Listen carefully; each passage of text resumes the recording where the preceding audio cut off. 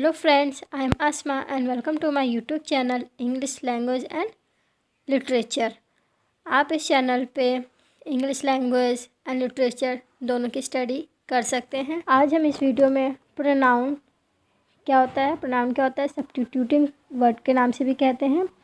A pronoun is a word which is used in a place of noun. Pronoun क्या होता है कि noun की जगह पे जो वर्ड यूज़ होता है उसे हम प्रोनाउन कहते हैं, इसलिए इनको सब्स्टिट्यूटिंग वर्ड भी कहा जाता है। For example I, we, he, she, it, they, you, his, her, ये सब क्या है, इसके प्रोनाउन है। नेक्स्ट एग्जांपल देखिए, Sachin is a cricket player. Sachin cricket player है। Sachin play cricket, Sachin cricket खेलता है। Sachin play with Sachin brother.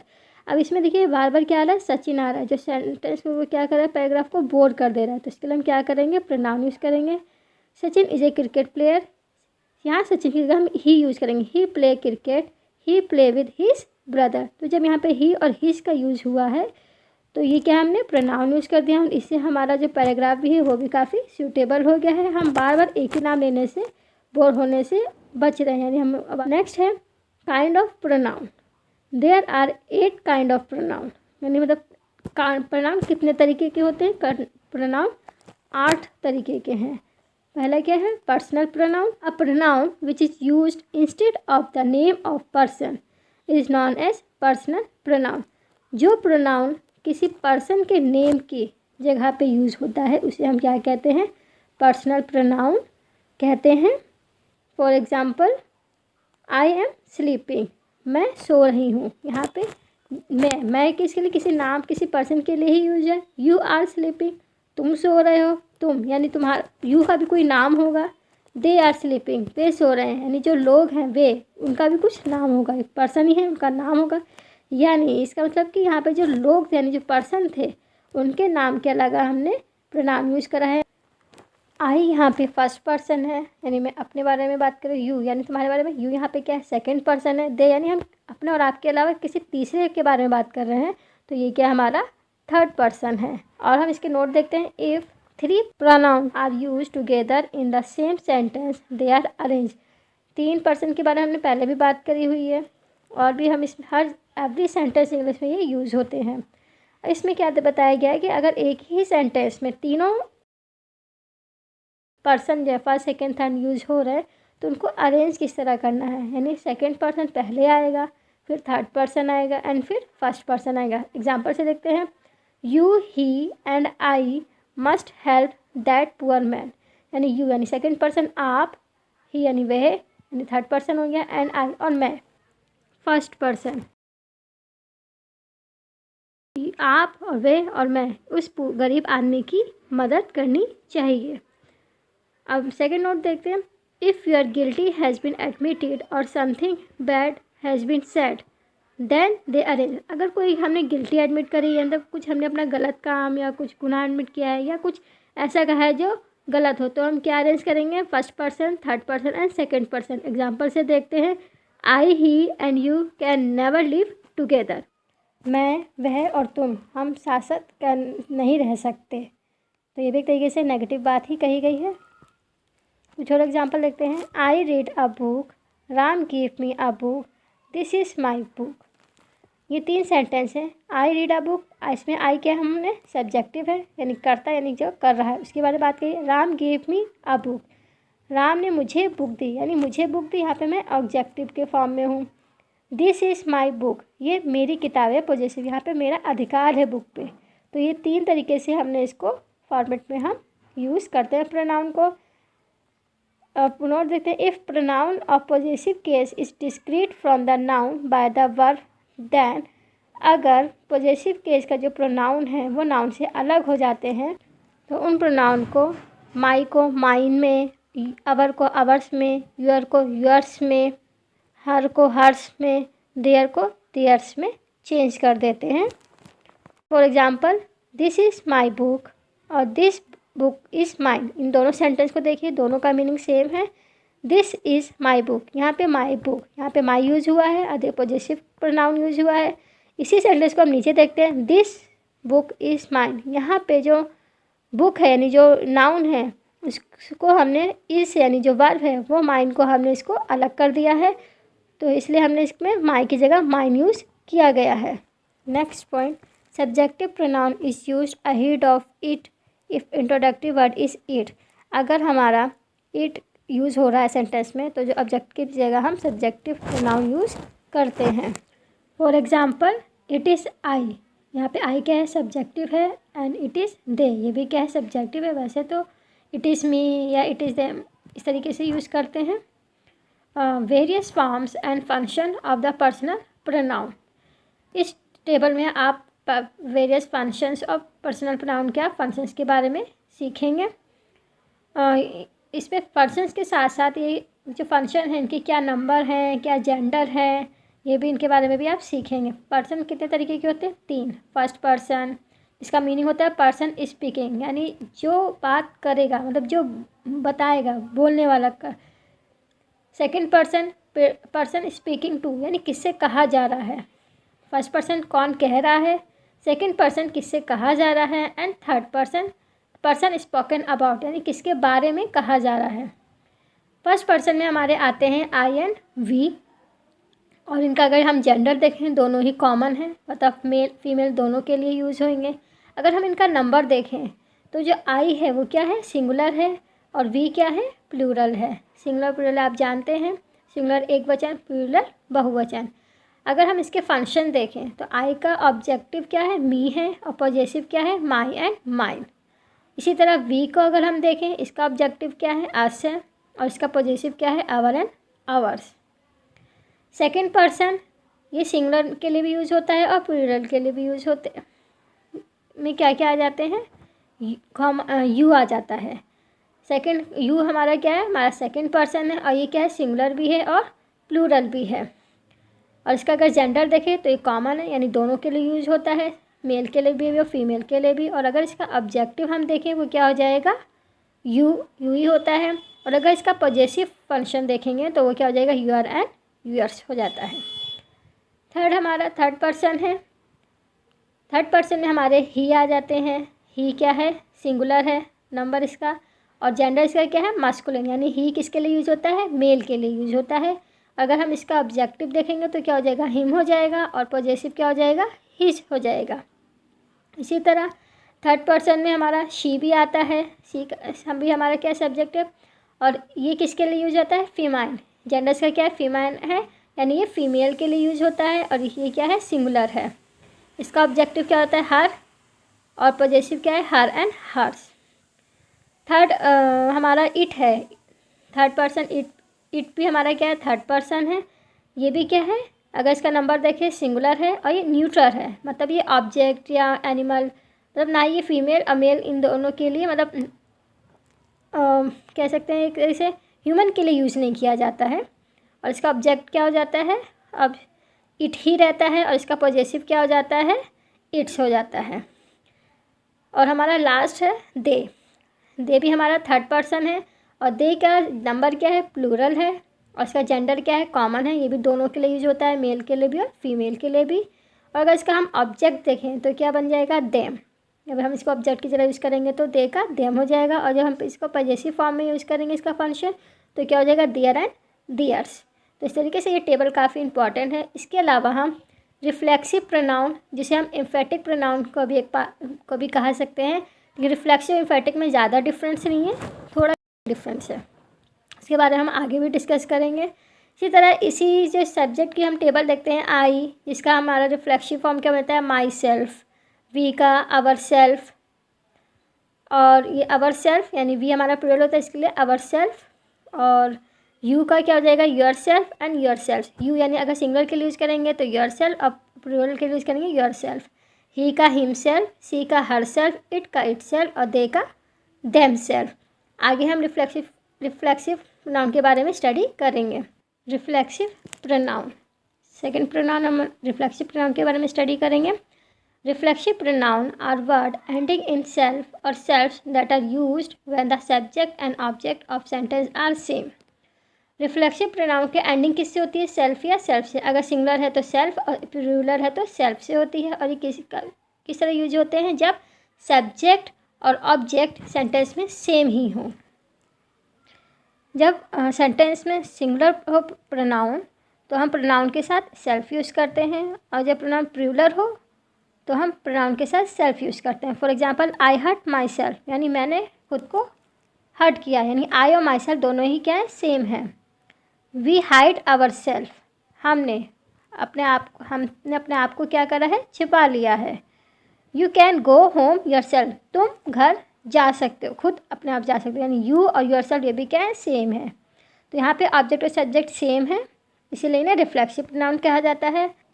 Emphatic pronoun भी इसी का ही पार्ट है, लेकिन थोड़ा सा डिफरेंट है। For example you your self can study, इसमें क्या एम्फेसाइज यानी जोर डाला जाता है। You your self can study यानी आप अपने आप स्टडी कर सकते हैं। रिफ्लेक्सिव एंड में ये वर्ब के बाद आते हैं, इम्फेटिक सब्जेक्ट के बाद ही आ जाते हैं। Third demonstrative pronoun.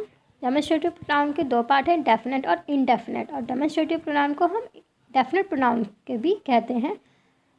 डेफिनेशन देखते हैं।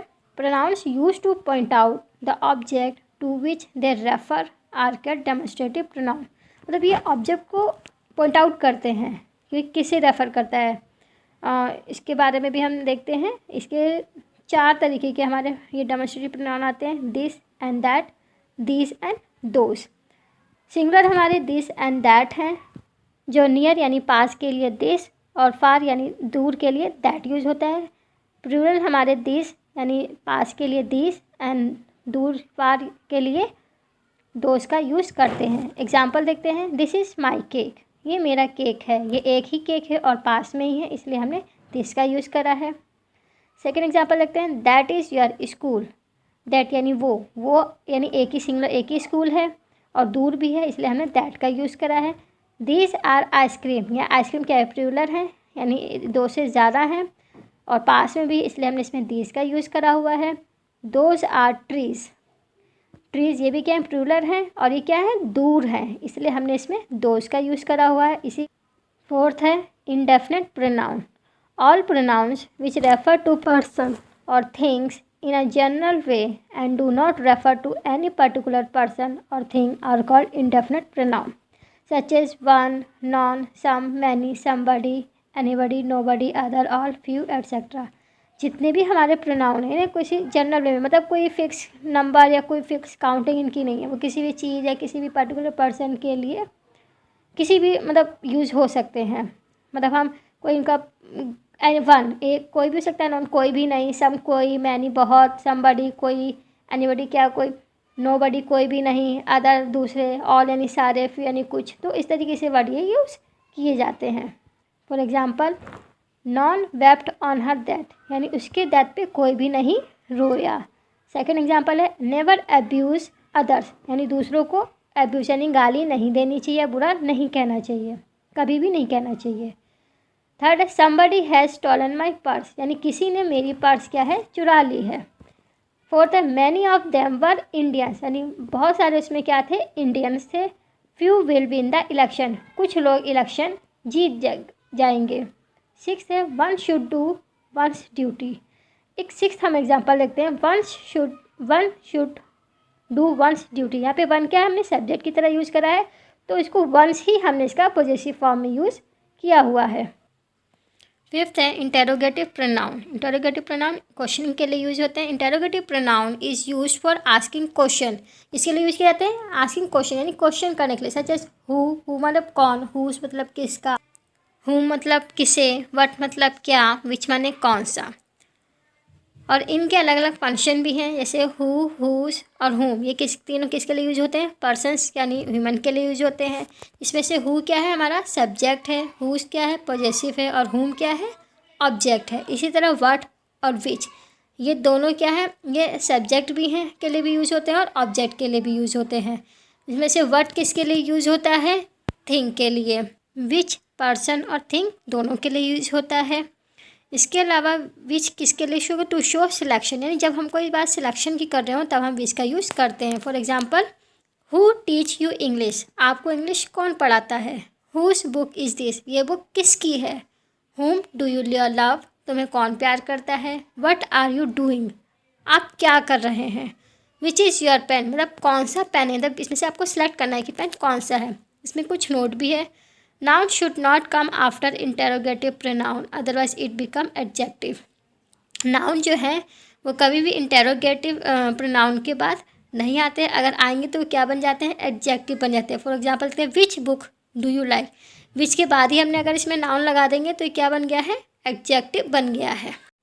इसमें बुक की विशेषता के बारे में बात की है कि कौन सी बुक आपको पसंद है, यानी किस तरीके की बुक आपको अच्छी लगती है। नेक्स्ट है relative pronoun.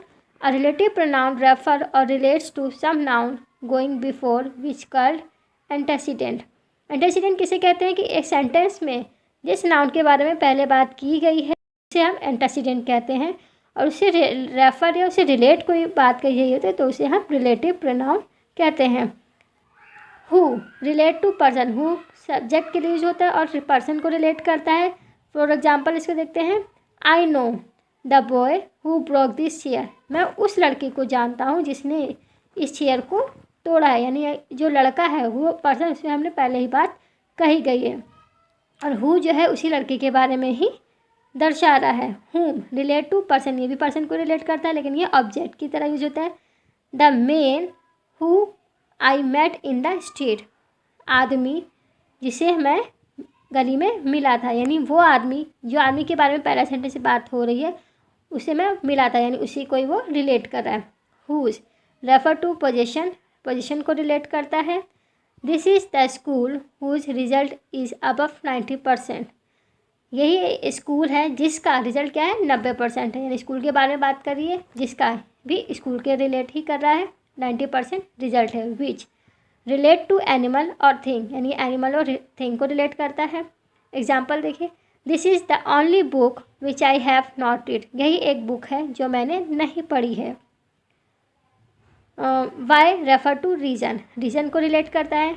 Do you know the reason why the market is close, क्या आप रीज़न जानते हो मार्केट क्लोज क्यों है, यानी मार्केट के बारे में ही पहले बात चल रही है। When refer to time, time को रिलेट करता है। एग्जाम्पल लिखते हैं, summer is the time when we are on vacation from school, summer यानी गर्मियाँ ही वो टाइम, ऐसा समय होता है कि जब हम स्कूल की वेकेशन पर होते हैं। वेयर रेफर टू प्लेस, जगह को करता है। This is the house where my sister was born, यही वो घर है जहाँ मेरी सिस्टर का जन्म हुआ था। That relate to person animal and thing, person को भी रिलेट करता है, एनिमल को भी और थिंग को भी रिलेट करता है। Example, 10th March is the date that I was born, 10 मार्च का वो डेट है जब मेरा जन्म हुआ था। रिलेटिव प्रोनाउन दो तरीके के भी होते हैं, कंटिन्यूटिव जिसको हम नॉन रेस्ट्रिक्टिव भी कहते हैं, और एक रेस्ट्रिक्टिव प्रोनाउन। कंटिन्यूटिव का एग्जाम्पल देखते हैं, do not express speciality of antecedent, antecedent के बारे में बता चुके हैं कि जब सेंटेंस में पहले जिसके बारे में वर्णन किया हुआ हो उसकी स्पेशलिटी को एक्सप्रेस नहीं करता है। एग्जाम्पल है, I met Ram who return my book, यानी मैं राम से मिला था जिसने मेरा बुक वापस कर दी है। रेस्ट्रिक्टिव में देखते हैं, एक्सप्रेस स्पेशलिटी ऑफ एंटेसिडेंट, यानी इसमें एंटेसिडेंट की स्पेशलिटी को एक्सप्रेस करते हैं। For example, I know the boy who abuse you, मैं उस लड़के को जानता हूँ जिसने आपको गाली दी थी, यानी जो भी ये नेगेटिव विषय है लेकिन इसकी स्पेशलिटी को एक्सप्रेस किया गया है। 7th है distributive pronoun. Each, either, neither, none, any are distributive pronoun because they refer to person और thing one at a time, यानी एक बार में ही, एक ही समय में ये पर्सन को या चीज़ को रेफ़र करते हैं। इसमें ईच, आइदर, नाइदर, नॉन ये सब आते हैं। एग्जाम्पल देखते हैं, eat either of this two bananas, यानी दो बनाना में से आपको एक ही बनाना खाना है, ये या फिर ये। Neither of two the two boys is tall, मतलब दोनों में से कोई भी बॉय लंबा नहीं है। Each of you can do this, यानी आप में से कोई भी इस सम्स को कर सकता है। None of them can do this, यानी कोई भी नहीं इसको कर सकता है। Last example, any of these 5 girls में डांस, यानी इन पाँचों में से कोई भी क्या है, डांस कर सकता है। Either, neither, each, non, any सब क्या हमारे डिस्ट्रीब्यूटिव प्रोनाउन है। 8 यानी हमारा लास्ट प्रोनाउन है reciprocal pronoun. When each of 2 और more subject is acting in the same way towards the other, यानी 2 या 2 से ज़्यादा ऑब्जेक्ट क्या हों, एक दूसरे की तरफ एक ही एक्टिविटी कर रहे हों, सच एज ईच अदर, यानी ईच अदर यानी दोनों एक दूसरे के साथ, वन अदर यानी एक दूसरे के साथ, इसका भी मीनिंग कुछ ऐसे ही है। एग्जाम्पल लिखते हैं, Rahul loves Sonia and Sonia loves Rahul, यानी राहुल भी सोनिया को प्यार करता है, सोनिया राहुल से प्यार करती है। इसको हम इस तरीके से भी लिख सकते हैं, Rahul and Sonia love each other, यानी राहुल और सोनिया दोनों ही एक दूसरे से प्यार करते हैं। नेक्स्ट एग्जाम्पल लिखते हैं, they all help one another, यानी वो सब एक दूसरे की, यानी एक दूसरे की क्या है, मदद कर रहे हैं, इसलिए इनको रेसिप्रोकल प्रोनाउन कहा जाता है, क्योंकि एक दूसरे के साथ रिएक्शन करते हैं।